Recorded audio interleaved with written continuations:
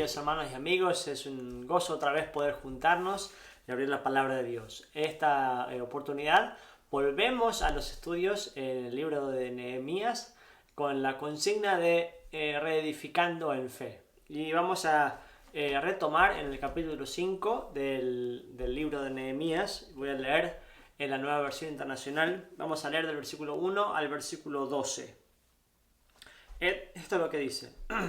Los hombres y las mujeres del pueblo protestaron enérgicamente contra los hermanos judíos, pues quienes decían: si contamos a nuestros hijos y a nuestras hijas, ya somos muchos, necesitamos conseguir trigo para subsistir. Otros se quejaban: por conseguir trigo para no morirnos de hambre, hemos hipotecado nuestros campos, nuestros viñedos y casas. Había quienes se quejaban: tuvimos que empeñar nuestros campos y viñedos para conseguir dinero prestado y así pagar el tributo al rey. Y aunque nosotros y nuestros hermanos somos de la misma sangre, y nuestros hijos y los suyos son iguales, a nosotros nos ha tocado vender a nuestros hijos e hijas como esclavos. De hecho, hay hijas nuestras sirviendo como esclavas y no podemos rescatarlas, puesto que nuestros campos y viñedos están en poder de otros. Cuando oí esas palabras de protesta, este es Nehemías, me enojé muchísimo y después de reflexionar, reprendí a los nobles y gobernantes. Es inconcebible que con sus propios hermanos les exijan el pago de intereses. Convoqué además una asamblea contra ellos y allí les recriminé: ¿hasta dónde nos ha sido posible hemos rescatado a nuestros hermanos judíos que fueron vendidos a los paganos? Y ahora son ustedes quienes venden a sus hermanos después de que nosotros los hemos rescatado. Todos se quedaron callados, pues no sabían qué responder. Yo añadí: lo que están haciendo ustedes es incorrecto. ¿No debería mostrar reverencia a nuestro Dios y evitar así el reproche de los paganos, nuestros enemigos? Mis hermanos y mis criados y hasta yo mismo hemos prestado dinero y trigo. Pero ahora quitémosle esa carga de encima. Yo les ruego que les devuelvan los campos, viñedos, olivares y casas y también el 1% de la plata, el trigo, el vino y el aceite que ustedes les exigen. Está bien, respondieron ellos, haremos todo lo que nos has pedido, se los devolveremos todo sin exigirles nada. Paremos ahí. Qué loco esta historia de ver una historia que es tan dura de poder ver, ¿no es cierto? Es duro hablar de esclavitud, es duro hablar de deudas, es duro hablar de circunstancias que son difíciles, porque muchos hemos escuchado acerca de esas cosas y todos tememos a un día tener que pedir prestado o tener que deber algo que no podemos pagar. Y nos encontramos que en este pasaje encontramos que Nehemías viene y tiene que corregir un problema. Lo que no sabemos es en qué momento de la historia de la reconstrucción pasó este evento, porque más adelante Nehemías habla del tiempo en que le llevó al pueblo poder reconstruir la muralla, que fueron 12 años. Y también vemos que es un momento difícil porque era un momento de escasez de recursos. Seguramente había una sequía, entonces no podían tener los recursos necesarios para poder pagar. Entonces nos encontramos que el pueblo de Israel viene a quejarse con Nehemías diciéndose: no podemos seguir así, algo tiene que cambiar. Y nos encontramos que la realidad de los israelitas es que estaban debajo del gobierno persa. Todavía estaban bajo el gobierno, y eso requería también que debían pagar un impuesto anual.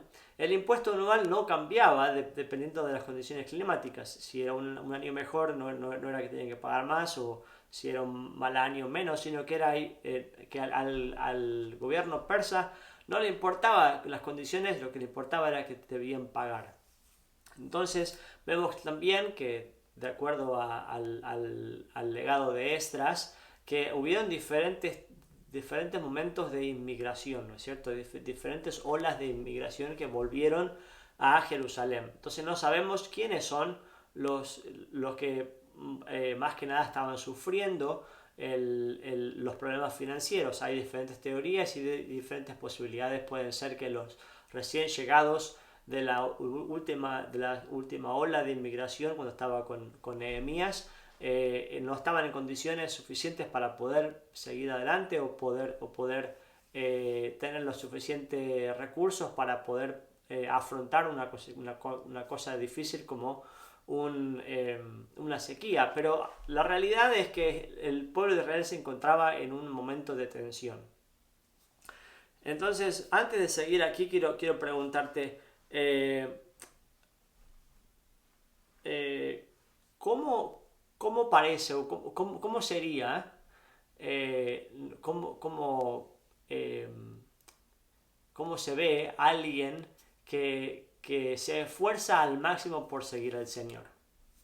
¿En qué manera podemos ver que alguien está dando lo mejor para vivir al Señor? La segunda pregunta que me hago a mí mismo es, ¿puedo decir que yo hoy en día estoy dando lo mejor para seguir al Señor? Y ¿qué pasaría si alguien de repente pone el dedo en la llaga y muestra acerca de algo que está fuera de lugar? ¿Cuál sería mi reacción? En este momento vemos que el evento en que sucede es el dolor del pueblo en ver que no pueden pagar las deudas a los ricos o a los gobernantes, a los nobles del país que se estaban enriqueciendo con la miseria de otros. Y vemos que el pueblo ya no tiene más que dar. Muchos habían dado a sus hijos en esclavitud o habían dado también sus casas como seguro de cambio, y se encontraban en que ya no tenían más que dar. En la versión nueva versión internacional y en otras versiones también, Nehemías parece ser que está hablando que lo que le recrimina a los nobles y ricos del país es el hecho de cobrar impuestos, de cobrar intereses. Pero cuando vemos que en el original también la palabra que aparece ahí es maya, que significa, es un préstamo que se da con un sentido de garantía, que prestan sabiendo que no van a poder pagar, y lo que están detrás es por la garantía que están ofreciendo. Entonces vemos que lo que sucede es que el problema que Nehemías se encuentra es una situación de injusticia. El problema es que en el pueblo de Israel había una cultura de seguir abusando de la pobreza de la gente y seguir abusando de las malas condiciones de los demás para enriquecerse a sí mismo. Estaba creando un sistema de pobreza crónica, porque no había forma de que los que se endeudaban de que pudiesen pagar de vuelta sus deudas, y así era un círculo vicioso que llevaba a que en vez de ayudar los unos a los otros para que pudiesen progresar, sino que generaba malestar, pobreza, también llevaba un montón de vergüenza y el desánimo general, ¿no es cierto? La cosa que me llama la atención cuando estoy leyendo este pasaje, y es lo que me saltó la atención, es que en la versión en inglés también dice que hubo silencio, que no tenían nada que decir, que no podían decir nada porque lo que Nehemías estaba diciendo era verdad. Y eso me hace pensar en que la realidad que estamos viendo de los que estaban en poder en ese momento por las riquezas y su nivel como nobles, era que sabían la verdad, sabían del problema, sabían de las circunstancias, sabían lo que tenían que hacer y aún no lo hicieron. Sabían, pero ignoraron la realidad. Ahora, en este momento, uno puede decir, bueno, yo no sé nada acerca de nada de eso, yo no hago negocios de ese tipo, a mí no me toca, no es mi problema. Pero la verdad es que lo que me llama la atención como principio es esto, ¿no? El saber que el Señor demanda algo de nosotros, espera algo de nosotros y que yo no lo estoy haciendo. Lo ignoro. Ignoro de manera consciente o inconsciente. Es como que si estuviese manejando y que estoy charlando sin prestar atención a lo que sucede en la ruta y me paso una señal de la velocidad de tránsito y después alguien me para, la policía me para y me pregunta: señor, ¿usted no vio el cartel que decía que la velocidad máxima era tanto? Bueno, la verdad es que no lo vi. Y si uno dice eso, significa que el policía le va a decir: oh, está bien, no pasa nada. El policía le va a decir: bueno, no, tiene que prestar más atención, aquí tiene la multa, de ahora en adelante presta atención a cómo maneja. Entonces, el no prestar atención o el ignorar lo que el Señor nos está pidiendo no es una excusa para no hacerlo, sino que demuestra mi sentido de ignorancia en lo que el Señor espera de mí. Hay una canción que es muy conocida en el ambiente latinoamericano, que es de Vicente Fernández, y hay dos líneas al final de cada estrofa. Habla acerca de a mi manera, ¿no es cierto? Y el título de la canción es A mi manera. Hay dos párrafos que me llaman la atención, que uno dice así: voy a seguir hasta el final a mi manera. Y el final de la canción dice: puedo seguir hasta el final a mi manera. La verdad es que Dios te está pidiendo que no vivas tu vida a tu manera, que no estés tomando decisiones o decidiendo qué obedecer o no obedecer de acuerdo a lo que a vos te parece. Vivir en el reino de Dios significa vivir obedeciendo al Rey, vivir al Rey de Reyes. Y es como, entonces, ¿cómo hago eso? Es que seguir al Señor Jesús, seguir como su discípulo, seguir como caminando, como mirando al invisible, significa vivir obedeciendo al Señor Jesús, como siguiendo sus pasos. ¿Y cómo sigo sus pasos? Es uno a la vez. Tal vez no puedo dar todos a la vez, pero sí puedo dar un paso a la vez. Entonces, si indagamos un poco más acerca del pasaje, en Éxodo capítulo 22, versículo 25, lo que el Señor le pide al pueblo de Israel, dice que si le prestas dinero a alguna persona del pueblo de Dios, dice que está en necesidad, dice: no lo trates como un negocio, ¿no es cierto? Dice: préstale sin interés.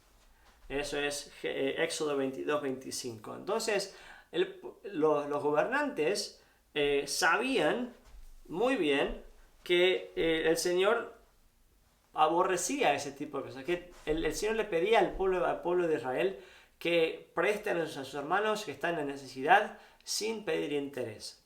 Ahora, cuando vemos en el versículo 11, por ejemplo, dice que les dice: yo les ruego que les devuelvan los campos, viñedos, olivares, casas y también el 1% de la plata. El 1% de la plata no está diciendo solamente que devuelvan un poquitito de todo lo que le robaron, ¿no es cierto? Que le den un poquitito de vuelta de todo lo que le habían exigido inadecuadamente. Dice que este 1%, los estudiosos dicen que era parte del interés, que estaban cobrando el 1% mensual de intereses por el préstamo. Ahora, cuando uno dice, bueno, el 1% mensual es 12% anual, cuando uno lo compara con los precios el interés de préstamo en Egipto en el mismo tiempo, no es nada, porque otros eruditos dicen que en el mismo tiempo en Egipto la tasa de préstamo era entre el 60 y 75%. También dice que otros eruditos dicen que no había algo mayor en el pueblo de Israel más de cobrar el 20%, y otros dicen que los que eran prestamistas extremos dicen que podían llegar hasta prestar hasta un 40% de interés. Ahora, si uno ve todo eso, dice 65, 75%, 40 o 20, y uno dice, bueno, estaban cobrando solamente el 12%, no es tan malo. Entonces, ¿por qué está mal? Está mal porque el Señor simplemente dijo: no lo hagan. Entonces, como aplicación para ti y para mí, es que no significa, en los ojos de Dios, lo que está mal está mal. No importa si no soy tan malo como otra persona. No importa si no hago tan mal o que no estoy tan lejos de lo que el Señor me pide, sino que si el Señor dijo no le cobren, la idea es no le cobren, no es cobrar un poquito. Entonces, puede haber diferentes razones por las cuales yo puedo decir, bueno, yo lo hice porque si no lo hago de esta manera, otros me van a pasar por arriba. O la excusa de, bueno, todo el mundo lo hace. O, bueno, no sé, se me escapó. Hay muchas razones por las cuales nosotros damos nuestras razones por las cuales no obedecer al Señor. Mi pregunta es, ¿qué es lo que el Señor te está pidiendo hoy en día? ¿Qué es lo que el Señor te pide? ¿O que está insistiendo una y otra vez que lo sigas y seguís diciendo que no? ¿Cuáles son las excusas que estoy dando para eso? Quiero que te animes a dejar de ignorar lo que el Señor te está diciendo, lo que te está pidiendo. Y uno puede decir, bueno, pero yo no conozco la palabra de Dios tan bien. Bueno, ¿cuál es tu plan para conocer la palabra de Dios? ¿Cuál es tu plan? ¿Cuál es tu fundamento, tu decisión, tu deseo? Dice, entonces quiero animarte a que te asegures de que estás viviendo de acuerdo a lo que el Señor Jesús te pide. Que vivas de acuerdo a su estilo de vida, no al estilo de vida del mundo. Que te animes a poner al Señor Jesús como lo primero, lo más importante. Quiero animarte a que dejemos de dar excusas, que dejemos de decir, bueno, lo voy a hacer mañana o la semana que viene, o vos no sabés lo que me está pasando, no sabes qué difícil que es. Bueno, tal vez no sé los pormenores, pero sé que Dios, si nos da la fuerza y la capacidad mental, podemos empezar a hacer pequeños ajustes, pequeños cambios que nos lleven a obedecer lo que el Señor nos pide. Y si no, podemos decir, Señor, no sé cómo hacerlo. Señor, ¿cuáles son las cosas que estoy ignorando? Que de forma consciente o inconsciente en mi forma de vivir. ¿De qué forma no te estoy trayendo gloria? ¿Por qué es importante de que pongamos al Señor Jesús y de que vivamos de acuerdo a sus parámetros y no los nuestros? Y una de las primeras cosas que me viene a la mente es porque nuestra forma de vivir habla acerca de en quién hemos creído. Si mis acciones revelan en quién he creído o en quién me llamó, significa que mi forma de vivir va a ser diferente a la del mundo alrededor mío. Mi forma de vivir, tal vez mis objetivos, no tal vez, nuestros objetivos como seguidores de Cristo es diferente que las del mundo. Entonces no podemos vivir de acuerdo a las normas, las expectativas o las ambiciones del mundo alrededor nuestro. El obedecer al Señor Jesús nos llama a poner nuestra confianza en Dios, que a pesar de que tal vez no hagamos las mismas cosas que los demás, que el Señor va a ser nuestro proveedor, que aún aunque no hagamos uso de las oportunidades que el mercado nos trae, no significa que vamos a ser olvidados, sino que el Señor recompensa a quienes lo buscan, ¿no es cierto? Mi obediencia también es un ejemplo y una invitación para otros a vivir de manera distinta.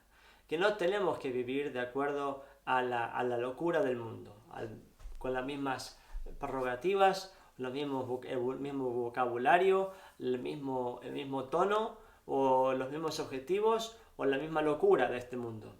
Y el Señor nos llama a vivir de manera distinta. Si el Señor te llamó y sos un seguidor de Cristo, Él te llamó a que no estés todo el tiempo buscando cómo vivir de acuerdo a lo mínimo indispensable, sino que el Señor te llamó a vivir dando todo por aquel que dio el todo. Me hace acordar al pasaje de 1 Corintios capítulo 9. 1 Corintios capítulo 9, versículo 24, dice, ¿no saben que en una carrera todos los corredores compiten, pero solo uno obtiene el premio? Corran pues de tal modo que lo obtengan. Todos los deportistas se entrenan con mucha disciplina, ellos lo hacen para obtener un premio que se echa a perder, y nosotros en cambio por uno que dura para siempre.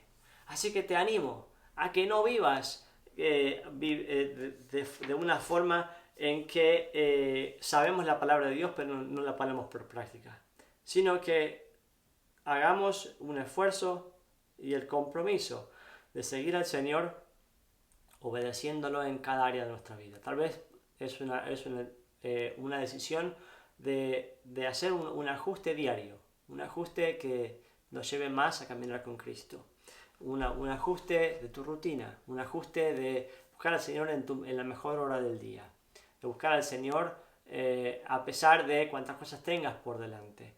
Tal vez tiene que ver con miedos que tenés por delante. Hay un autor que es Oswald Chambers que dice esto: ten cuidado de la inclinación de dictarle a Dios, de decirle a Dios que vas a obedecer de acuerdo si te gustan o no las consecuencias y de acuerdo a eso obedecer o no obedecer. Eso está en el devocional del 11 de enero. Quiero animarte a que no te pongas a pensar en otra cosa más que en obedecer a Cristo, porque Él es el que tiene el destino de todo. Y quiero cerrar una historia, así como el pueblo de Israel en ese momento estaba obedeciendo a los persas. Hay una leyenda persa que dice que cierto rey necesitaba 2 sirvientes confiables. Y habían 2 candidatos para la tarea que tenía que hacer, y a los 2 le dijo que les iba a pagar el mismo salario, y que su primera orden tenía que ser que ir a un pozo de agua y llenar baldes de agua. Pero este pozo era en un vecindario anexo, y cuando estaban trabajando, después de cargar 1 o 2 baldes, uno de los hombres se acercó al otro y le dijo: ¿para qué estamos haciendo esto? No entiendo el significado de nuestra tarea. Nos pidieron que seamos fieles en la tarea, pero esto no tiene sentido de nada. Y el otro respondió: está bien que no sepamos para qué nos hicieron esto, pero la verdad es que nos están pagando por hacer esto, así que creo que la tarea es simple, hacer lo que nos pidieron. Y entonces el primer trabajador dice: no voy a hacer esta cosa que es estúpida, no parece que es una pérdida de tiempo. Entonces tiró el balde y se fue. El otro hombre que siguió continuó su tarea hasta que llegó al final del pozo de agua y casi vacío. Cuando llegó casi el fondo, se dio cuenta que había algo que estaba brillando en el fondo del pozo, y era un anillo de diamantes. Y dijo esto: ahora sé que para qué era que teníamos que vaciar este pozo de agua.